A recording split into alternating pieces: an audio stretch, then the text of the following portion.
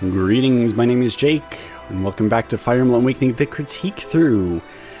Last time, I finally beat the military, and I had a very long conversation about a variety of topics that hopefully you enjoyed. Now we have to continue with a wet fart's really weird idea.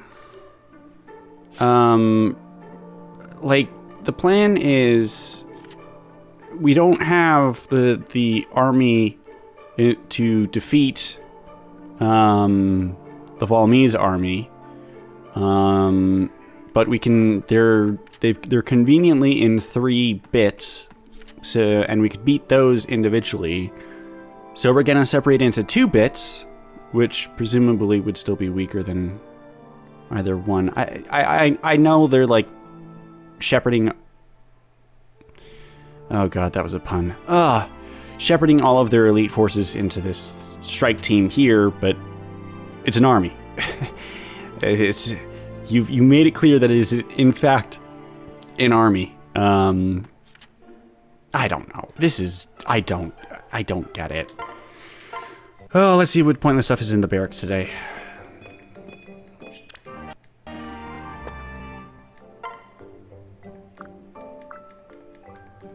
None of this is gonna matter, is it?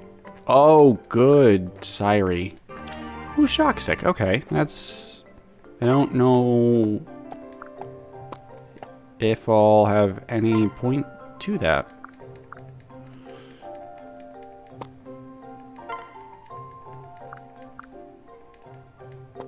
Alright. Supports. Wow, I have a lot of supports. What the fuck happened? Did I not do supports at the end of the last episode? Apparently I didn't, and apparently I also did some training. It's been a while since I've last played. Oh, hey! Right. Whoa! Oh.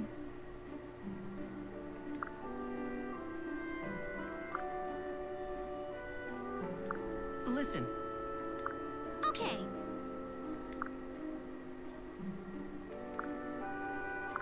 Aww.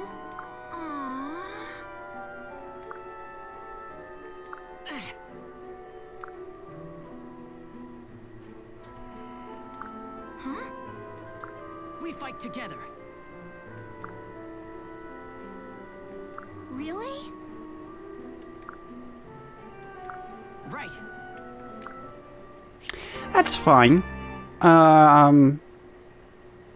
problem with that is that it's a lot of missed potential. I would have really liked it if no way expressing loneliness had been because people die and she lives on. I think that would have been more profound. It would have been relevant to her status. It would have been and her race. In some ways, it makes me angrier than just a subpar support because it could have been so much better with a little bit of more thought.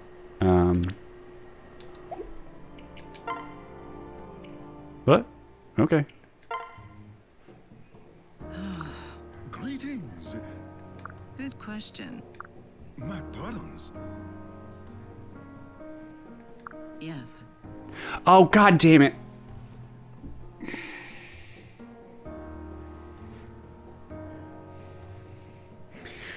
Okay, so there's Japanese folklore that there's a rabbit on the moon who makes mochi, and they're rabbit people, and the souls go to the moon. And if that was intentional, I hate it.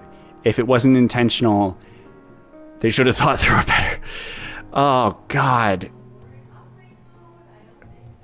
Oh Jesus. Yes, yes. Remarkable.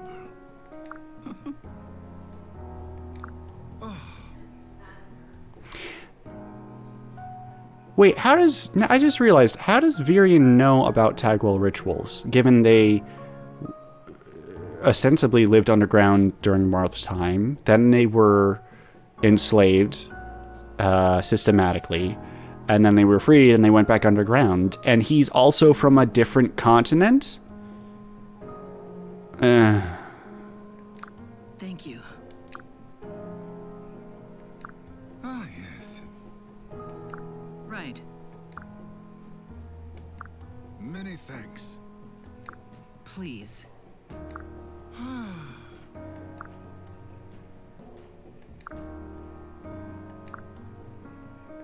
Stop.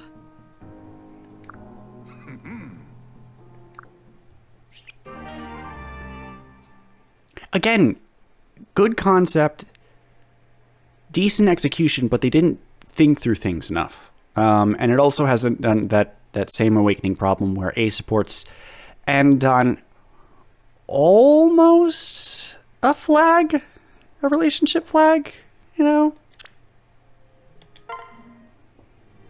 Right.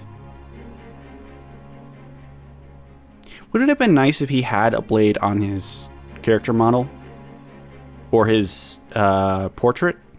But he doesn't. Do tell. Really? Forgive me. Ah, yes.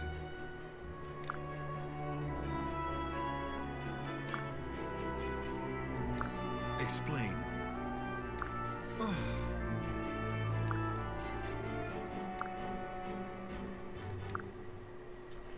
Oh, wait!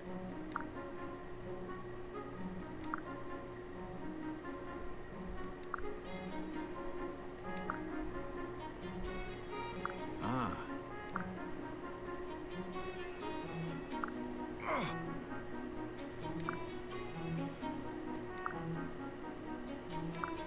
Right.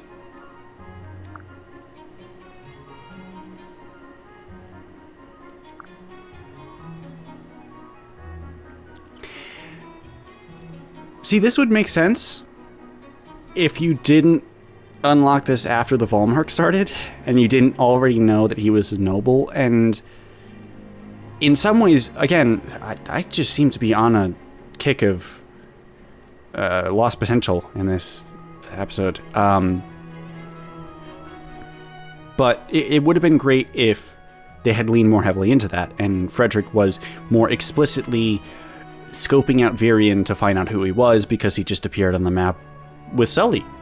But they didn't because they couldn't, because they had to write the support before and after you know Varian's identity, and the result is that neither is a satisfying read.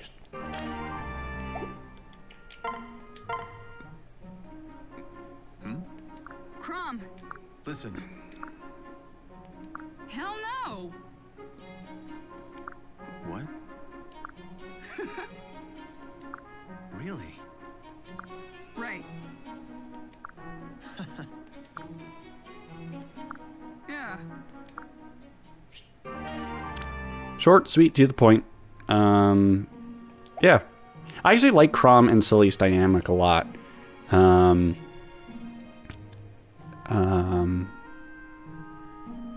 You know, if I was probably like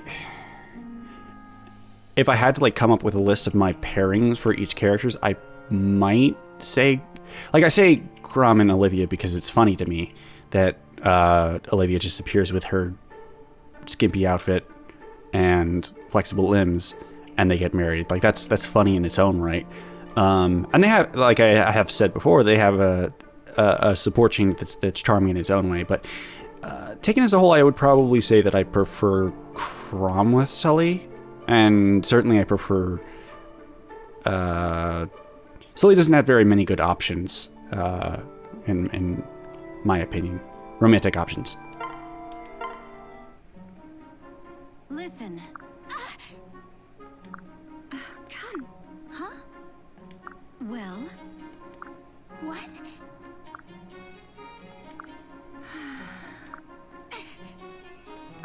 Listen. No.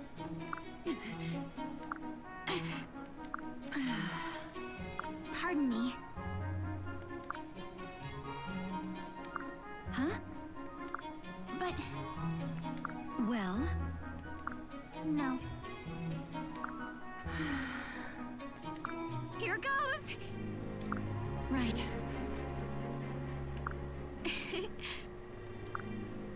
I'm putting a lot of myself on the table right now, but I wholeheartedly agree with Cordelia. I think a lot of superstitions and things like that have a placebo effect in helping people, but it's no greater than, you know, like alcohol or drugs would be. It's not dealing with their actual problems, and in some cases maybe creating other ones or glossing over ones. And I mean, if Sumia really was supposed to be so dejected by her surroundings that she had to turn to flower fortunes and had to get a positive one in order to function, that's indicative of a lot of shit. But this game just doesn't deal with serious topics like that. Okay. So I'm going to do a bit of inventory management, inventory prep, and then I will join you for this next chapter here. Actually, you know what? I decided against it. I got one thing that isn't really important, but I think the needs are more determined by the chapter than just in general. So let's get into chapter 17.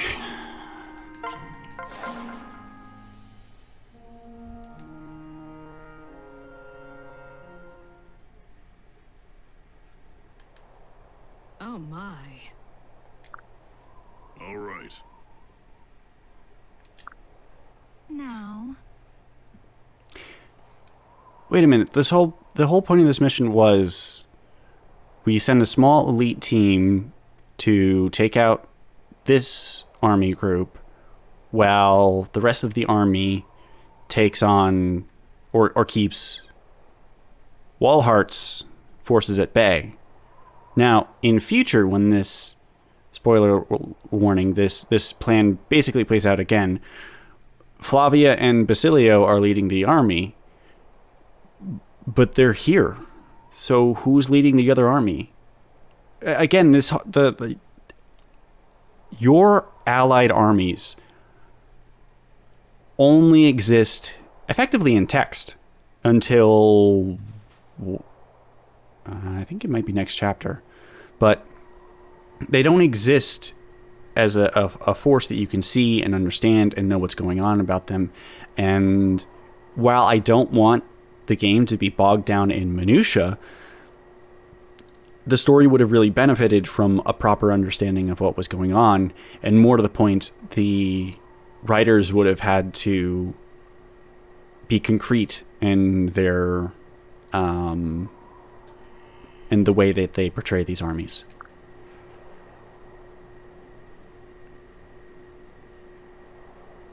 I'm not going to complain about this too much.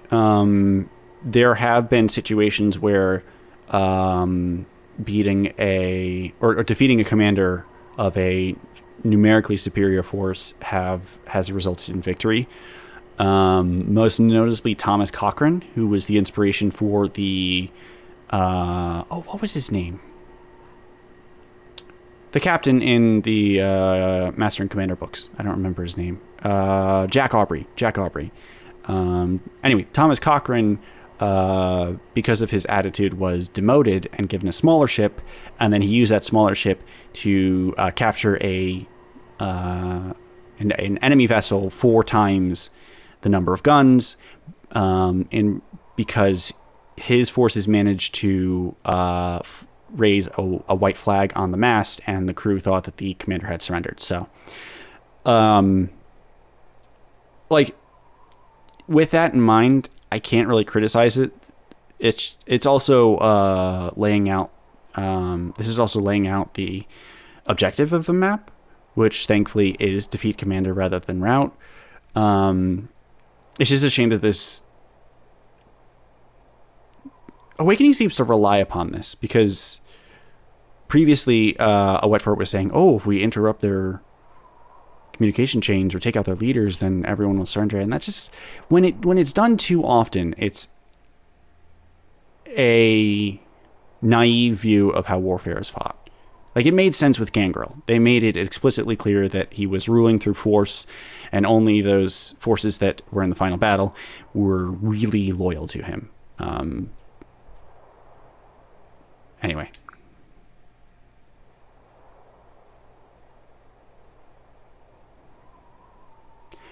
Oh. No, that doesn't make sense. No. The plan was to keep one of Walhart's forces at bay, wasn't it? Was very unclear.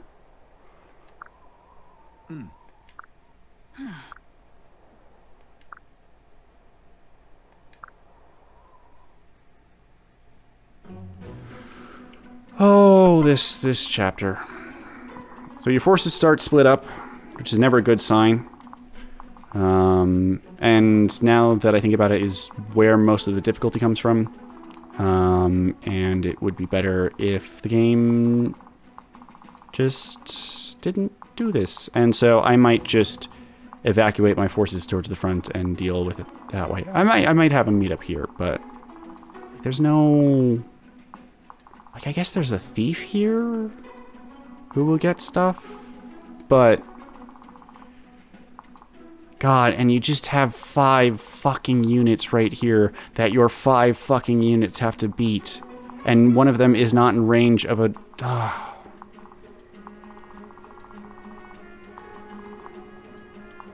Like, I don't mind that it's challenging. I mind that you don't have... that it doesn't have flow.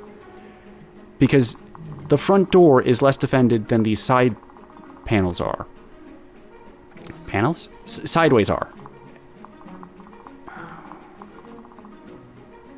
You know, if this was more defended and you had another deployment slot here, or 2 more actually, and 1 or 2 less over here, and this was less defended, then it would make sense, because you're that's basically a microcosm of the story right now. You're using some of your forces to keep the bulk of their forces at bay, and then you're using a small force to go around. This is...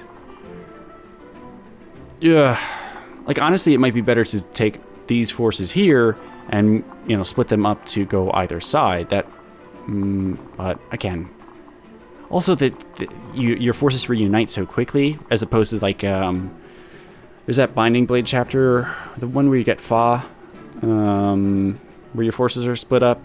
Like, that's a good one because, I mean, if we want to accept the idea of your forces being split up, which is always frustrating in Fire Emblem, but within those confines, that's a good map because your forces are on 2 different sides of a breached cavern. Again, it feels like Awakening is trying to do more and doesn't understand that more isn't always better. Anyway, now I'm going to go through the inventories of everybody and sort through things, and I will join you when that is done. Okay, I think I have a plan here, a first attempt. So this middle group is going to be Crom, Lucina, a Wet Fart, and Anna. Haven't decided which way they're going yet. I could probably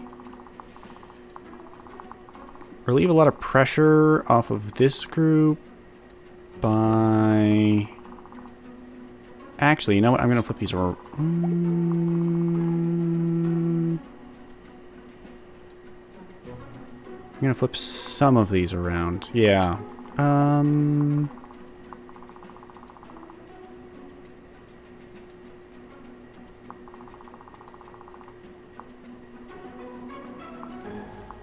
No, this is fine. Okay. So then the other groups just have to do the best they fucking can, because what other shot do they have? This is going to be a fucking pain in the ass. Not looking forward to it. And that's not even the worst of it. So, gonna give it a shot. I'm also going to switch to pre-commentary again to address the title of this video. So... Oops. Forgetting the controls. Let's get started. Yeah. So, I think I'm now on attempt 4. Fuck this map. We're just going through the center. I don't care.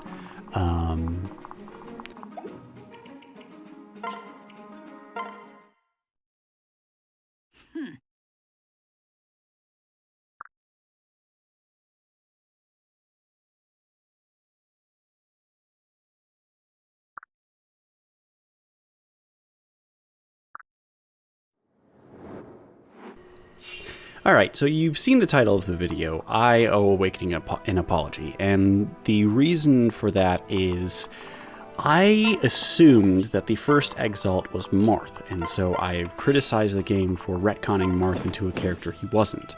Now, I don't feel bad about making that assumption, because Awakening decided to make the first Exalt the most Marth-coded character to ever exist. Like, the first Exalt is more Marth than Marth is. The first Exalt is the most Marth to ever march the Marthing March. It's insane. So,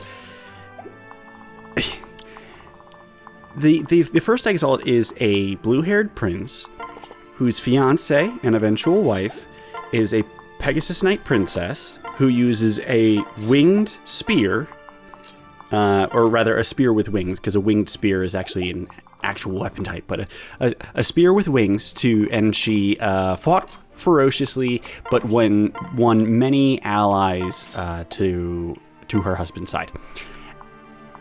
And the first Exalt also used the falchion and the binding blade to defeat a dark dragon,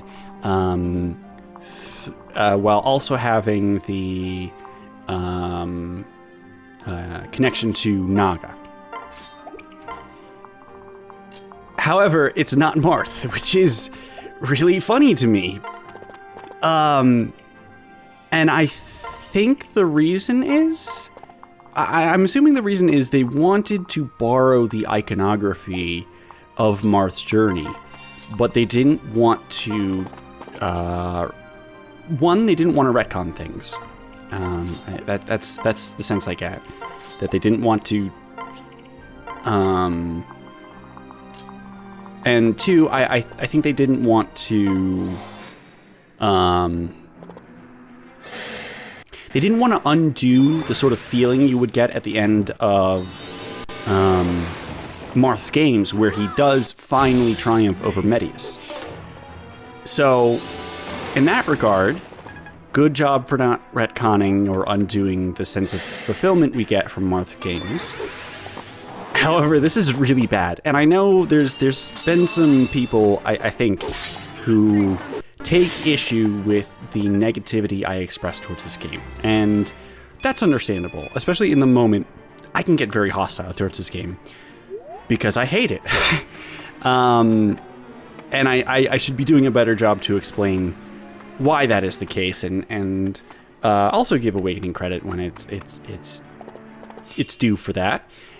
However, the first Exalt is one of the dumbest things I've seen in storytelling. It's a really, really stupid idea. So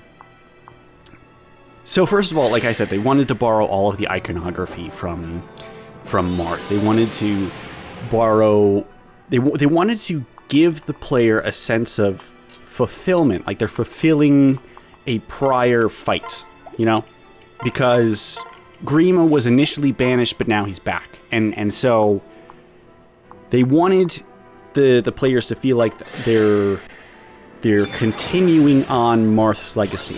But again, they didn't use Marth. They used the first Exalt. Smarth, as we'll call him. Smarth? Smarth. No, that might be confusing to people who have auditory processing issues. We'll just say the first Exalt. And so...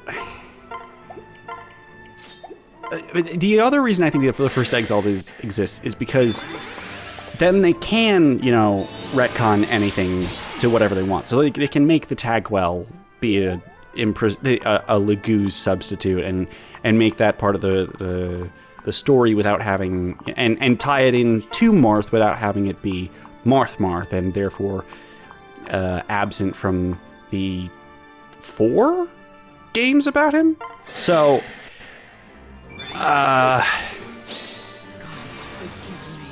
So the first problem with this is it's very ambiguous, and I think many other people didn't realize that they're different people because the game is deliberately ambiguous. Like, we don't have the guy's name. We don't have the first Exalt's name. It's just the first Exalt, and they made him intentionally as much Marth or more so than they possibly could. Like, you know, it's not Bob the first Exalt, it's the first Exalt. And so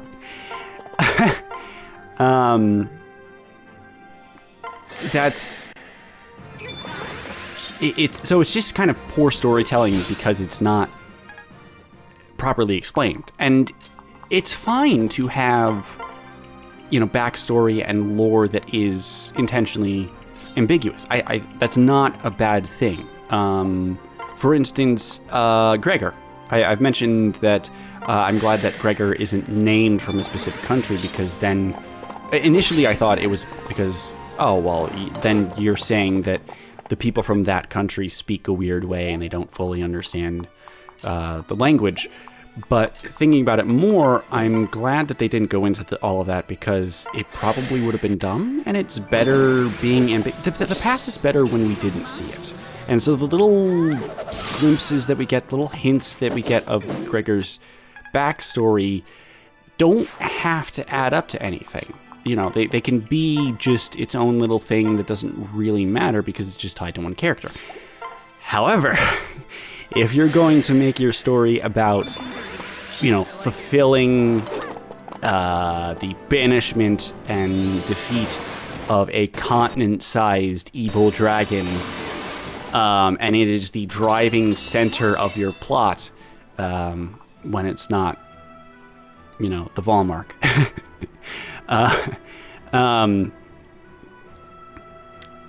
then you better, like, the details matter, and so you need to get the details right, and you can't have it be ambiguous. If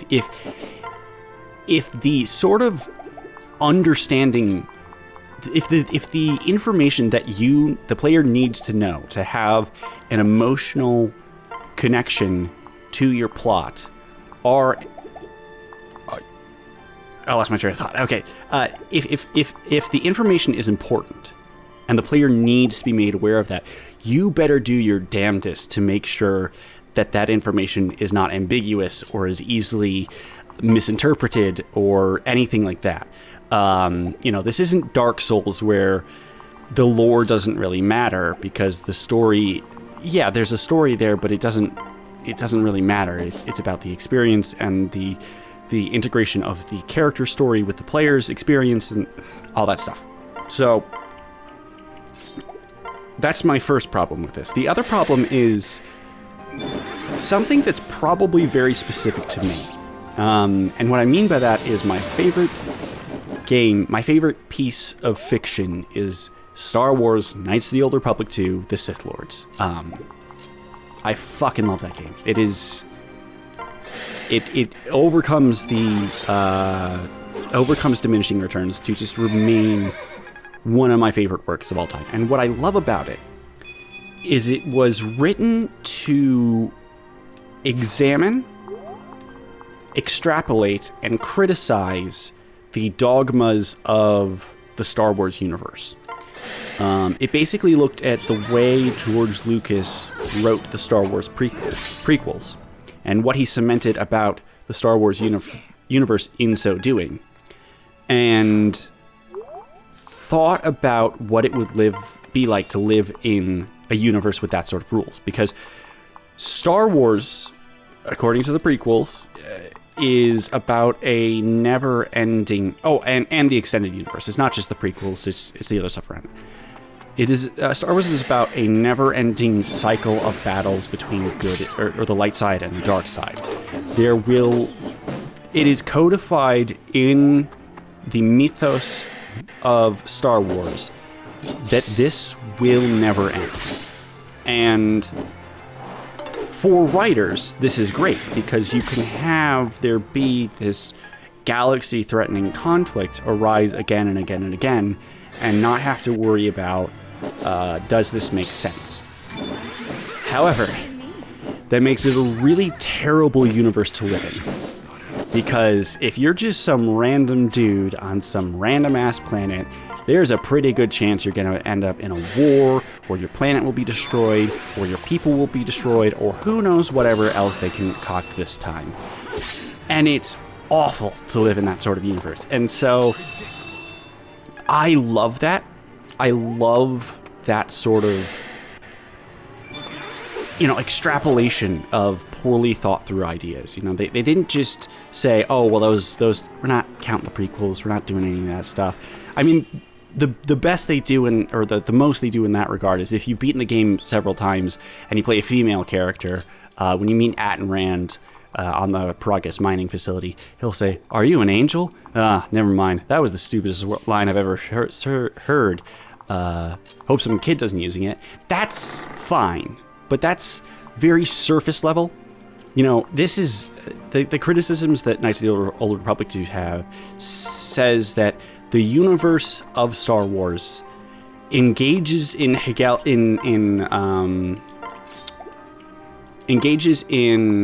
what is it called? Dichotomies. That's the word. It engages in dichotomies, but does not allow the sort of Hegelian dialectics that allow for a synthesis of these ideas. There's no, the ideas clash and one side wins, but there's no fusing of the ideas into something that is greater than the whole.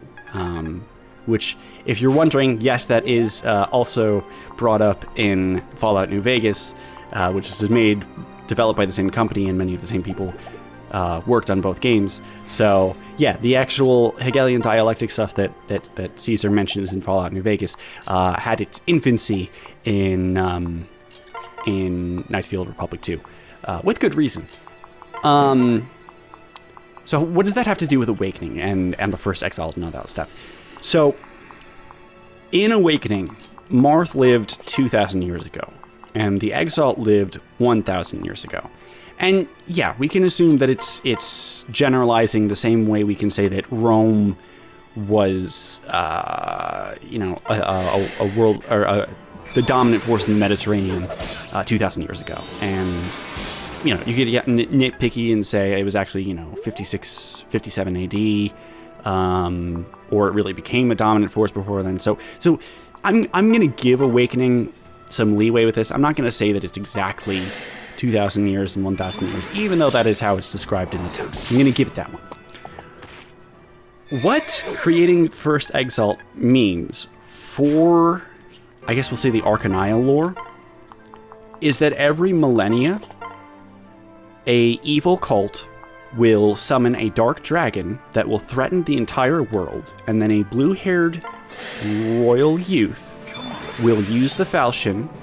Oh, and his Pegasus Knight wife will use the falchion and the binding shield through a connection to Naga, be that just Tiki's presence or Nagi, if you want to interpret that for Shadow Dragon and New Mystery, or the ritual that's described by the First Exalt. The ritual that the First Exalt used. I don't remember its name. It doesn't matter. Binding ritual, something like that. I don't care. Basically, that will happen every millennia, and it's not intrinsically wrong to have a universe where calamities happen. That's our reality as well, unfortunately. Calamities happen on the regular. Just shame to live through them multiple times before you've reached 30. Anyway, but the language and the iconography of it is so similar that this will just happen again. By creating the First Exalt, the writers of Awakening have codified that this is something that just happens. You can beat Medius, that's fine. But then Grima is going to appear. And then he'll reappear. And there's probably going to be another dragon after this, an entirely new one. Bob, the terrible dragon from the Snarklegark. We got a blue-haired youth who's a royal and has a Pegasus Knight wife to use the falchion and the binding shield. Do it. Just don't mind the thousands of people that will die in this. In fact, pretty much everyone can die, and Naga will just hit the reset button and send some people back in time. And I hate that. I hate that sort of writing because it's thoughtless. And I know I'm reading too much into it, but that's the sort of thing that when you're creating the lore for your world, that matters. What you write matters. And if you want to make a different story, that's fine. But don't then connect it so rigidly to another piece of media. So a good example is Terminator 2. Terminator 2 is a wonderful movie. I really enjoy that movie. I really love it. It's a lot of fun. But it's kind of a bad sequel insofar as the way that time travel works between the original Terminator and T2 are different. In the original Terminator, time is kind of a closed loop that cannot be changed. You know, if someone goes into the past is prepared for them to be in the past. Where in T2, you can go back and you can change things. And in that regard, it's a bad sequel because it doesn't respect the original source material. And I don't think the Awakening writers did this intentionally. I want to make that clear. This is not like a sabotage in any way. They just didn't know what they were doing. They didn't think through what they were doing, and they didn't care. And what's awful about this is that it didn't need to be this way. You can come up with, if you just want to have fan wankery that references a bunch of the previous games, there's a way better way to do this. Imagine if Grima was not, a Media stand-in, and you had Smarth, the using the falchion and everything. You didn't have that. Instead, imagine if Grima had been the coalesced evil of all the final bosses from all the prior games. If all of the evil from Medius and Garneth and Duma, Laptos, the Laptos sect, Veld, Raedric, Aiden, John, Nurgle, Formodus, Leon, Ashnard, Ashera, Yune, sorry. Imagine if Grima had been the result of some Dark Souls, flow of time is convoluted stuff, and it's all congealed into this ultimate dragon, which also explains the size of the dragon, that is threatening the place where this evil first started in this sort of multiverse scenario. That would be stupid, but it would be a stupid that still manages to get all of all of these references that you want, and still not ruin the lore of any of the previous games, other than the fact that, they're a connected multiverse, which is stupid in its own right. But then you could have had, you have the falchion and the binding shield be useful, but then you can have the Valentian falchion, and maybe that's the reason why you go to Valm. You can have the Book of Naga, and maybe even the Turfing. You can have the Bloggy Sword, the Binding Blade, I guess the Holy Weapons, and the Lunatome from FE7, Sigmund and Siglind, all of these things are already in the game because it's cheap fan winkery. But if you incorporate, imagine if they had incorporated all of those, gimmick weapons and everything, all of the Celica's Gale and Erica's Blade and all that stuff into the story of no, all of the gods from all of these different universes are conspiring to bring these weapons into your possession so that you can defeat the coalesced evil of all that stuff. That would have been really cool. It would have been stupid, but it would have been cool. But no, instead we have Grima, who is trying to borrow the iconography from the Arcanea games. But he's boring. He doesn't have an ethos or an ideology. He doesn't stand for anything. His evil cult is just power for its own sake and just evil stuck out of time and all of this stuff. And it's just an utter waste. It is a waste of potential, because this could have been a story that didn't tread on the lore of previous installments while trying to reference and revere them. It could have been a story that wasn't intentionally ambiguous about vital details so that players could get confused, seemingly by design. And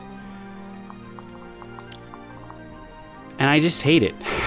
I really do. It's indicative of the kind of thoughtlessness that permeates this entire game. You know, someone comes up with an idea and they basically turn the rough draft into the final version. All these sort of hiccups could have been ironed out with just a little more thought, a little more playtesting, and this game is just on every level so shallow in its portrayal of events or mechanics or its story or any of these things that it's just a waste. It is it's disappointing in its existence, and it's frustrating going in its experience. And, you know, like I said last time, if you love all this stuff, great. But I hope you understand why I think this is terrible.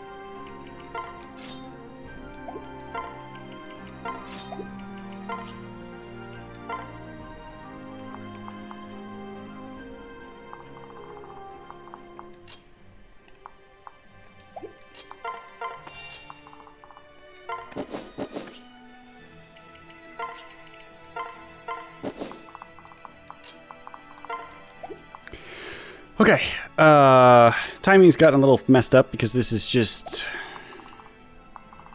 a very unfun chapter to play through. This is the sort of chapter that would be a problem in a normal Fire Emblem because you concentrate on a core team and the core team gets better and you also get pre-promotes along the way. But this is not a traditional Fire Emblem, and you are incentivized through additional content to use, pair up all the units to get all the child units so that you get more of the story. And as a result, the enemies are outpacing my units because they aren't fielded on every map and aren't getting experience. And it's not an intrinsic problem. It's just it's just how this game works, I guess.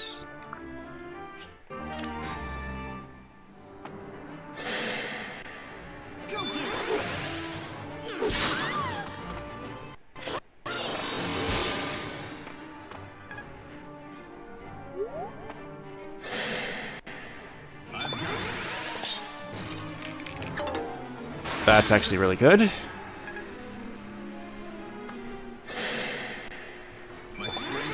That's great. Seems unnecessary, but thank you, Crom.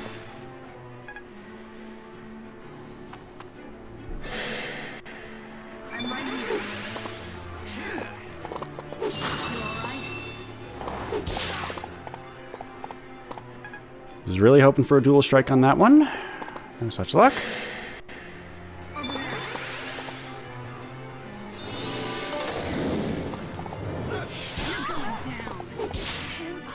That's still good.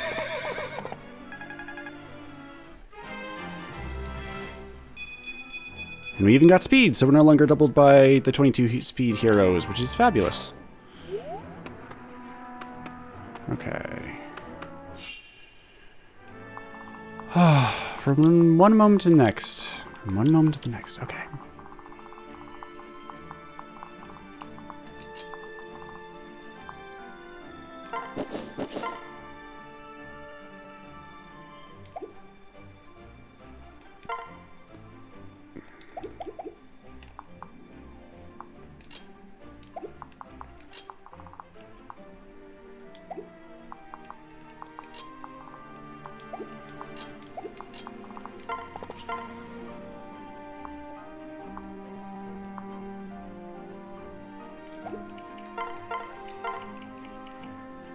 Why does he have 2 steel lances? Whatever.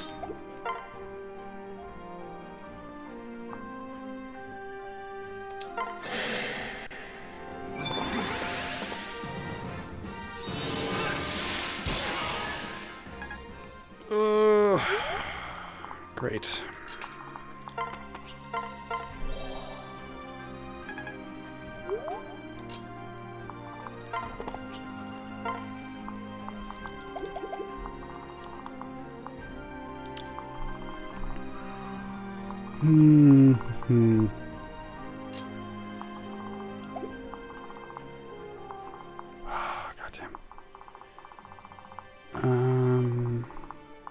Oh, I guess we don't have to... For some reason, I was interpreting this guy as if there were 2 thieves, but there's not, and that actually simplifies things quite a bit.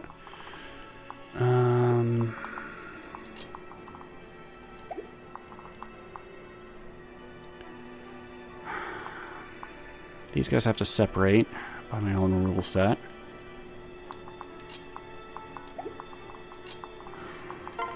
Although I am considering waiving that rule with how unfun and difficult this is. But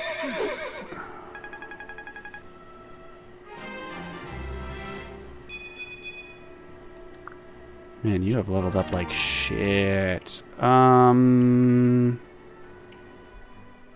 you're not fighting outdoors this chapter, so I guess that's fine. Oh god, what do you have? You have a silver axe, of course you do. Can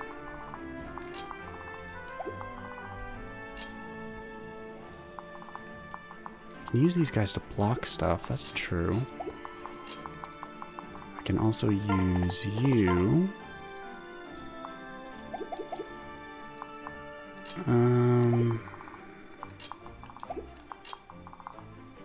That's true. Oh, you though. You. Okay, let's do that.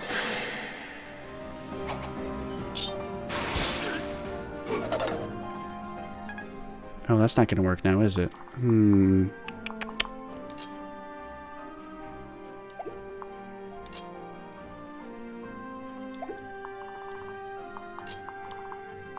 Nope. That'll work. Except you don't double. Which limits that utility a little bit.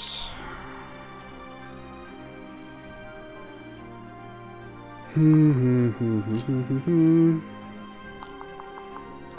guess we'll do...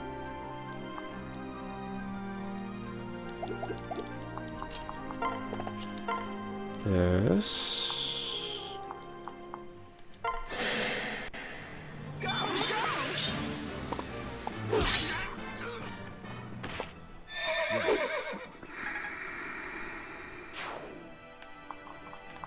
We'll go here.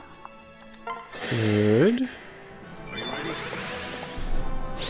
Time to tip the scales. That's it.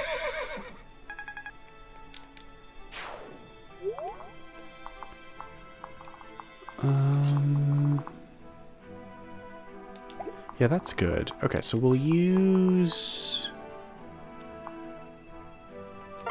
you here with a javelin, you with a javelin. Or is it better to just...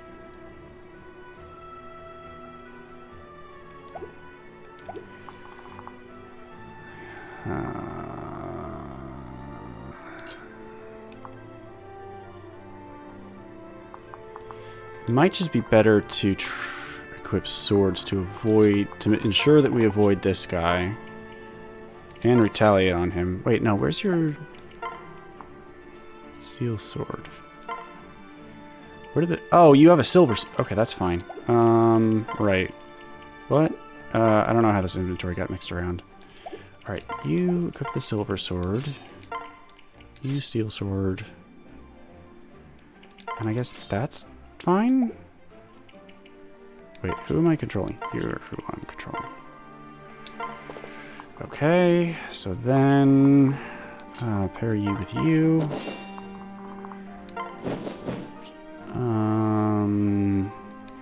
Continuous axe. Breaker smash is fine for you. Go like that. There's fine. Rally. I guess we'll try to pull you this way, if we can.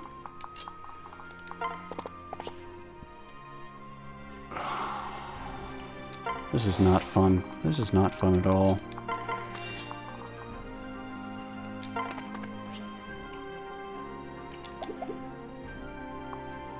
One, two, three, 4, 5, 6.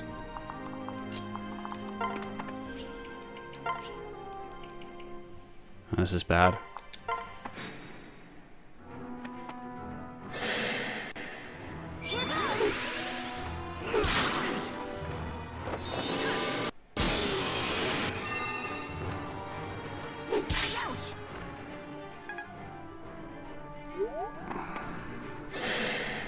Oh, interesting.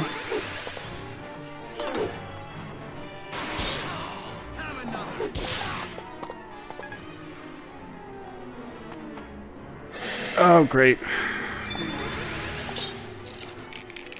Well, at least then she retaliates.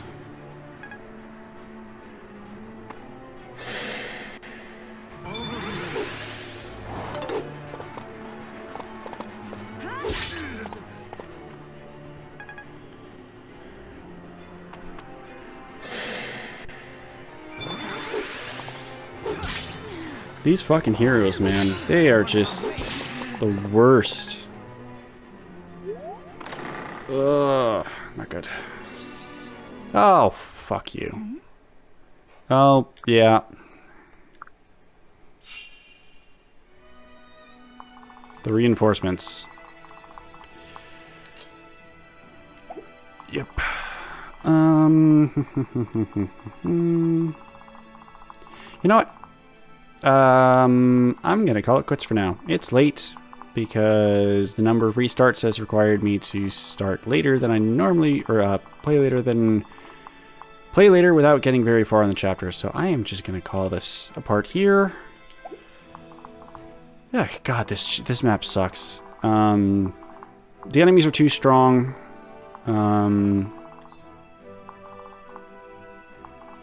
Their layout isn't fun. Yeah. Oh God, Jesus. This really isn't fun to play. It's not challenging in a fun way because it doesn't feel fair. And I really do think this kind of design is, the more I think about it, it's designed to get you to use pair up. And maybe just for my own sanity, I should bite the bullet and do pair up, but it makes the game really boring because you just take things on enemy phase with 1-2 range. It's really boring and it's much less interesting. Regardless, I'm going to call it a part here. Thank you for joining me. This has been Valm Arc the Critique Through. Have a good one.